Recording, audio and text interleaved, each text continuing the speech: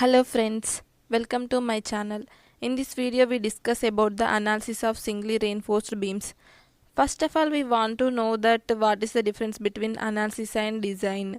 Take a beam, cut into a small portion and draw that cross-sectional view of that portion. It shows that the breadth and depth of the beam and area of reinforcement. In the problem, size and area of reinforcement given, and we have to find out that load or movement acting on that beam. This is called the analysis. In the design process, load or movement is given. We have to find out the size and area of reinforcement. This is the difference between analysis and design. Next, we want to know that what is singly reinforced beam and doubly reinforced beam.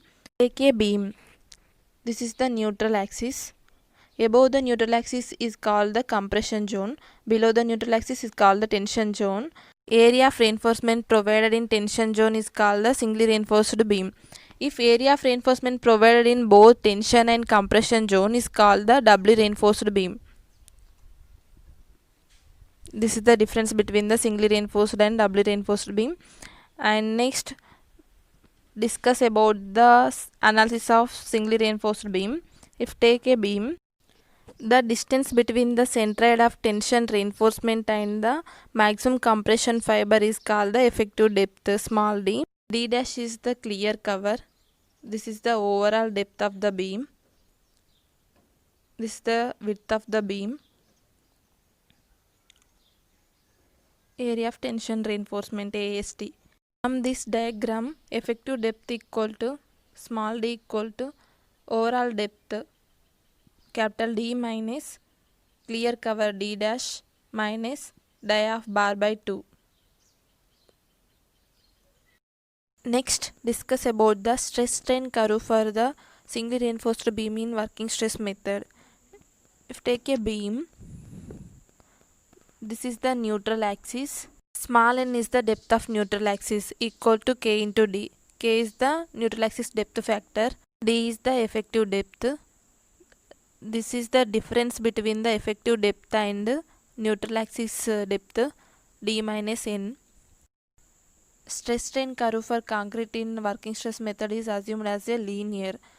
This is the strain in concrete and this is the strain in steel. Both stress and strain for concrete is maximum at the ends and zero at the neutral axis. Maximum compressive stress is equal to sigma CBC. Maximum tensile stress is equal to sigma ST by M. We have other assumption in the working stress method is the strains in concrete and steel are proportional to their distance from the neutral axis.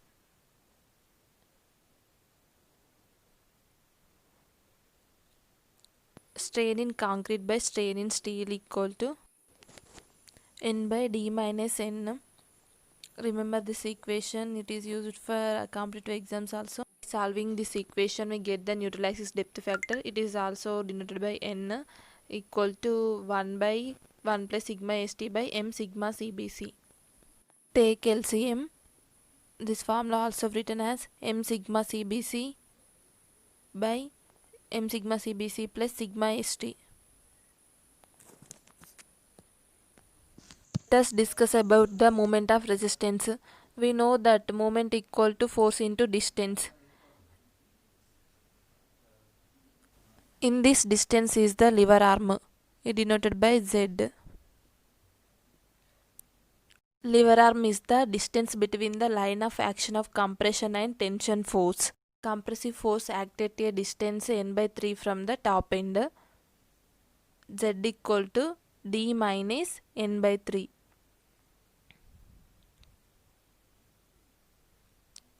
This is the lever arm. Moment of resistance equal to compression force into lever arm. Compression force is the sigma CBC by 2 into B into N. And lever arm is the D minus N by 3. Moment of resistance by using tension force equal to sigma ST AST D minus N by 3. Next we discuss about the type of sections. First one is the balanced or critical section.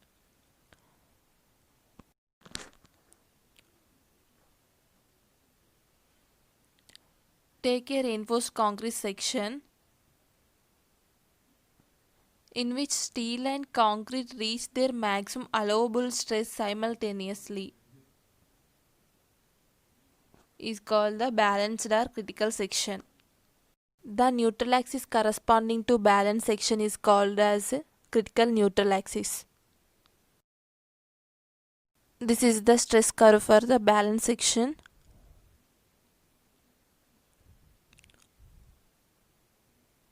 This is the depth of the actual neutral axis. In this, Na equal to Nc. Second one is the under reinforced section. Take a reinforced concrete section in which the area of steel reinforcement is provided is less than that is required for a balanced section is called the under reinforced section. In this, stress in steel reaches its maximum allowable value.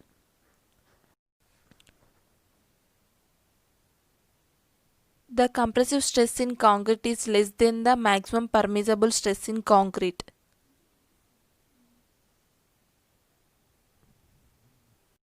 In under reinforced section, the depth of actual neutral axis is less than the critical neutral axis.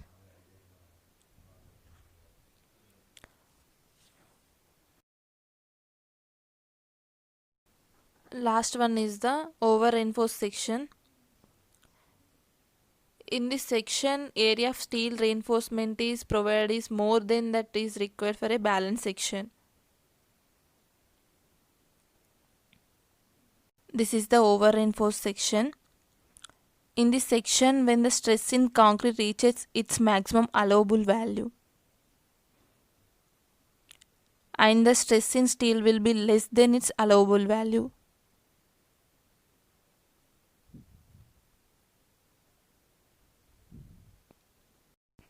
The depth of the actual neutral axis greater than the depth of critical neutral axis. This is the over reinforced section. Compared to over reinforced section, under reinforced section is desirable because if take a beam, this is the reinforcement, load applied on this section, steel wheel leads first and then concrete starts yielding, which gives sufficient warning before failure. So it is safe. Whereas in over reinforced section, the concrete will attain its maximum stress first. Hence the failure will be sudden. Due to this sudden failure causes the losses of life and property which is under the structure or inside the building. Thank you for watching this video. Please like and share this video.